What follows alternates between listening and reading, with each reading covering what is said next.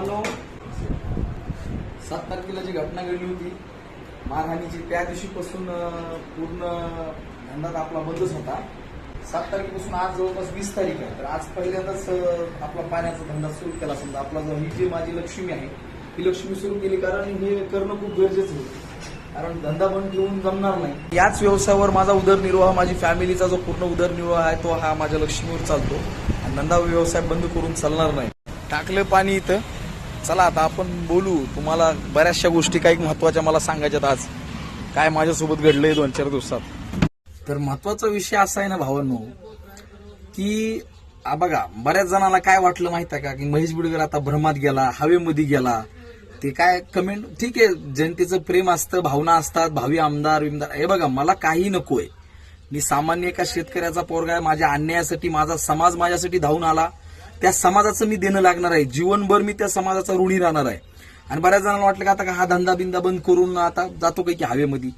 हा धंदा जर मला बंद करायचा असला ना, करता येते, पण मला या प्रस्थापितांना शरण जावं लागेल, मॅनेज व्हावं लागेल.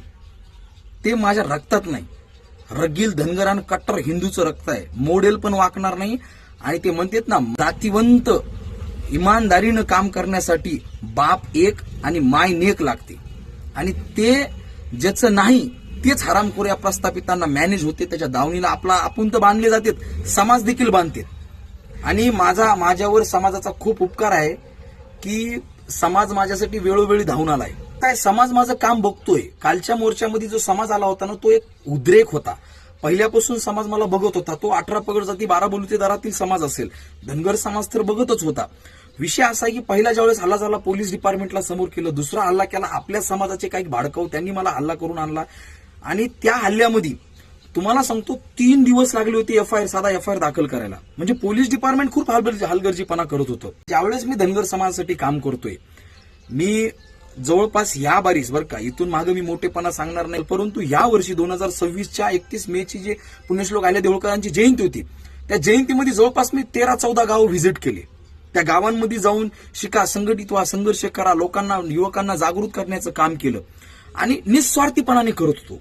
पण आता ठीक आहे, मी न राहून आज एक गोष्ट तुमच्या समोर, या माझ्या समाज बांधवांसमोर मांडू इच्छितोय की ज्या प्रकारे ज्या गुरुदेवांना मी गुरु मानतोय, ज्या गोपीचंद पडळकर साहेबांना मी गुरु मानतोय, त्यांची सुरुवात जी झाली ना, राजकीय सुरुवात किंवा त्यांचा जो पाया मजबूत झाला होता, तो त्यांच्या सहकार्यांनी स्वतःची तुटपुंजी जमा करून त्यांना सहकार्य करून कुठेतरी या प्रवाहामध्ये आणलं होतं. आणि ते अजूनही त्यांचे उपकार विसरत नाहीत.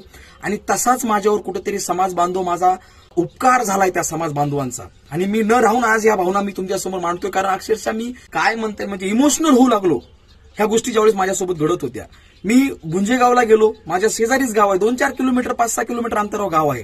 गुंजेगाव मधला जयंतीचा कार्यक्रम झाल्यावर तिथल्या आयोजकांनी माझ्या हातात 1000 रुपये घातले. नको नको म्हटलं तरी बी ते म्हटले, महेश भाऊ हे 1000 रुपये, आता माझ्या अंगावर काटा यायलाय. ते म्हणले, महेश भाऊ हे 1000 रुपये तुमच्या गुंजेगावला आला म्हणून नाहीत, तुम्ही इथून पुढे अजून जा, अजून पुढे अशा जयंत्यामध्ये तुम्ही गावोगावी जा, तिथल्या युवकांना आपल्या जागा करा, हे पुढच्या तुमच्या नियोजनासाठी आहेत. मी घेतली. त्याच्यानंतर मी माजलगावला गेलो होतो, आनंदगावला. तिथं देखील त्यांनी माझ्या हातामध्ये बळबळ 1000 रुपये घातले. मी म्हणलं ठीक आहे यार, मी कामधंदा करून खाणारा, मेहनतीनं स्वाभिमानानं जगणारा, 20 रुपयाची बॉटल विकून जगणारा माणूस आहे. मी समाजासाठी माझं जे काही घालू शकतोय, पण त्या समाज बांधवांनी देखील बळजबरीनं ते दिलं आणि मी घेतलं स्वाभिमानाने. हे बघा, कुठल्या प्रस्थापिताला शरण जाऊन त्याच्याकडून लाच घेऊन समाज विकण्यापेक्षा स्वाभिमानानं, माझ्या समाजानं जर मला भीक म्हणून जरी दिलं तर मी ती स्वाभिमानानं स्वीकारेन, कारण त्याच्यामध्ये स्वाभिमान दडलेला आहे. आणि त्याच प्रकारची गोष्ट, आता माझा 7 तारखेपासून धंदा बंद आहे. मला एखादा चांगला पोरगा पण भेटत नाही कामाला. हे आता काम बऱ्याच जणांना नको वाटतंय, वजाचं काम असलं, पण मला असं वाटतं की बाबा ह्याच्याशिवाय आपल्याला पर्याय नाही. आपल्याला, आता मला एक मुलगा आहे, लहान 1-1.5 वर्षाचा मुलगा आहे. तर मला असं वाटतं आपला उदरनिर्वाह करा, ह्याच्यावर चालतोय. जे काही आपल्याला रोजचं भेटेल त्याच्यावरच आपला उदरनिर्वाह चालतो. आणि हा उदरनिर्वाह चालत मी समाजासाठी काम करत होतो, करत आहे, करतच राहील. परंतु अजून एक अशी घटना घडली परवा दिवशी. माझ्या फेसबुकच्या बायोमध्ये एक माझा नंबर आहे, एकमेव माझा नंबर आहे, सगळीकडे तो आहे, फोन पे, गुगल पे सगळीकडेच आहे. आणि कॉन्टॅक्ट नंबरला तोच आहे. तर तो मला कोणी विचारलं नाही, एक आहे समाज बांधव, त्यांनी माझा तिथला नंबर घेतला आणि माझ्या फोन पेला 5000 रुपये टाकले. स्क्रीनशॉट टाकला व्हॉट्सअपला. आता ते मी नाव रिव्हील करणार नाही, कारण त्यांची अशी विनंती होती.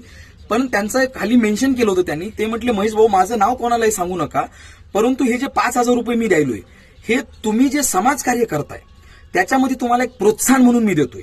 माझं त्या मोर्चामध्ये येणं झालं नाही, मला माफ करा म्हणले, परंतु ही माझ्याकडून तुम्हाला अशी मदत की तुम्ही ही तुमच्या कार्यामध्ये वापरा. खूप खूप आभारी आहे मी त्या समाज बांधवाचा की मी त्याच्यावर शपथ बी घेतो की त्या 5,000पैकी एकही रुपया, आणि जे पाठीमागं मला हजारो रुपये दोनदा जे दिले होते त्याच्यातला मी एकही रुपया माझ्या वैयक्तिक संसारामध्ये लावला नाही. मी ते माझ्या ह्या समाजकार्यामध्येच मग ते जाणे येण्याचा खर्च असेल किंवा जे काही असेल त्याच्यामध्येच लावला. आणि ते 5,000 रुपये जे मला त्या बांधवांना दिलेत मी त्यांचा खूप आभारी आहे खरंच बरं का. कारण हे बघा, मी शेतकऱ्याचा पोरगा आहे, मला कुठलंही बॅकग्राऊंड नाहीये, माझा बाप शेती करतोय, एक भाऊ माझा आर्मीमध्ये देशासाठी दिलाय बापांना, आणि मला अभिमान आहे की मी आता समाजासाठी, म्हणजे एक भाऊ देशासाठी आणि एक भाऊ समाजासाठी लढतोय आणि ते मी लढत राहील. आणि खरंच मी आहे बघा, आर्थिकदृष्ट्या आहे, मी गरीबच आहे, म्हणून हा मी धंदा तर पुन्हा नव्यानं सुरू केला परत अजून तेवढ्या ह्याच्यामधून. कारण काय झालं, मारहाण झाल्या मला थोडंसं चालता देखील येत नव्हतं. मग हे वजाचं काम आहे, मग आता कसं उचलाव. आणि बरेच जण मला म्हणाले की यार महेश भाऊ आता ते काम सोडा, तुम्ही आता नेते झाले. बघा, मला नेता वगैरे काही समजू नका. नेते हे भाडकाव हरामखोर असतात बरेच जण बरं का. प्रत्येक नेता चांगला असतो असातली गोष्ट नाहीये, बरेच जण हरामखोर असतात, म्हणून मला नेता वगैरे म्हणू नका. आमदार बिमदार काही नको. ज्या वेळेस समाजकारणामध्ये राजकारण घुसलं त्यावेळेस माणसाची बुद्धी भ्रष्ट होते. म्हणून मी वेळोवेळी परमेश्वराला, छत्रपती होळकर फुले शाहू आंबेडकरांना विनंती करतो, प्रभू रामचंद्रांना विनंती करतो की बाबा मला किती जरी समाजानं डोक्यावर घेतलं तरी माझे पाय हे गुडघ्यापर्यंत जमिनीतच ठेवा. मला कधीच उडू देऊ नका. कारण मी उडालो की समाज उडाला माझ्यासोबत. जे समाज बांधव माझ्यावर भरोसा करून माझ्यासोबत आहेत आता ते उडून जातील. त्याच्यामुळे मी सगळ्यांना विनंती करत असतो, माझ्या परमेश्वरांना, माझ्या परमात्म्याला, आणि तसाच राहील. समाज बांधवांना माझा शब्द आहे, ऑन रेकॉर्ड माझा शब्द आहे, समाजासाठी निखळपणाने पाण्यासारखी निष्ठवंत प्रेम करत होतो, काम करत होतो आणि करतच राहील. आणि त्या समाज बांधवाचा मी खूप खूप आभारी आहे, ज्यांनी मला आर्थिक मदत केली. 100% मला आर्थिक मदतीची ती गरज होतीच आणि त्यांनी ती केली. मी त्यांचा खूप आभारी आहे आणि ती आर्थिक मदत मी 100% माझ्या समाजकार्यामध्येच मी इथून पुढे वापरेल. आणि कुठेतरी पडळकर साहेबांचा चेला असल्याचं आज माझं सार्थक झालं जीवन. मी सर्वांचा खूप आभारी आहे. गोपीचंद पडळकर साहेबांचा देखील मी खूप आभारी आहे. सर्व समाज बांधव, 18 पगड जाती 12 बलू ते दारमधून जे काही वेगवेगळ्या संघटना आल्या होत्या, जे काही माझे बांधव आले होते, सर्वांचा मी खूप खूप आभारी आहे. धन्यवाद.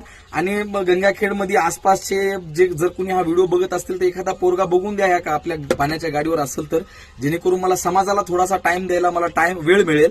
आणि अजून एक माझी विनंती आहे माझ्या समाज बांधवांना, मी माझं एक युट्यूब चॅनल आहे, त्या युट्यूब चॅनलला माझा सबस्क्राईब करा, माझे व्हिडिओ तिथं बघत जा, जेणेकरून युट्यूबच मला डायरेक्टली पैसे देईल. कारण व्हिडिओ जेवढे माझे जास्त बघितले जातील ना तर तेवढा युट्यूब पैसा देतो आपल्याला आणि तिथून आर्थिक मदत होईल. तुम्ही मला आर्थिक मदत जी करू इच्छिता ती तुम्ही तिथून करा, जेणेकरून तुम्ही मला सबस्क्राईब केलं, तिथं माझे व्हिडिओ जर तुम्ही बघितले तर त्या वॉच टाइम नुसार मला युट्यूब स्वतः पैसे देईल आणि अजून मला या आर्थिक उदरनिर्वाहामध्ये मला थोडी आर्थिक साथ मिळेल. मरेपर्यंत मला कुठली आर्थिक मदत मिळो का न मिळो, मी स्पष्टपणानं सांगायलोय, खुलून बोलणारा माणूस आहे. मला मिळो का न मिळो, मी माझं काम निखळपणाने करत होतो, अखेरच्या श्वासापर्यंत करत राहील. जेव्हा जेव्हा गंगाखेडचे स्थानिक प्रस्थापित माझ्यावर हल्ला करतायत, जेव्हा जेव्हा मी त्यांच्या हल्ल्यातून, त्यांच्या षडयंत्रातून बाहेर पडतोय, पुन्हा मी जोमानं कामाला लागतोय. आणि जोपर्यंत हे मला जीव घेणार नाहीत तोपर्यंत मी काम करत राहणार. जय भीम, जय शिवराय, जय मल्हार. माझा लढा धनगर समाजासाठी, बहुजनांसाठी, हिंदू धर्मासाठी आहे, या इथल्या गोरगरीब जनतेसाठी आहे. सामान्य नागरिकांना न्याय देण्याचं काम, भ्रष्टाचार मुक्तीचं काम मी माझ्या हातात घेतलेलं आहे. ते अखंडपणे मरेपर्यंत करत राहील. छत्रपती होळकर फुले शाहू आंबेडकरांचा कट्टर मावळा आहे आणि त्यांच्या मार्गावर मरेपर्यंत काम करत राहील. धन्यवाद.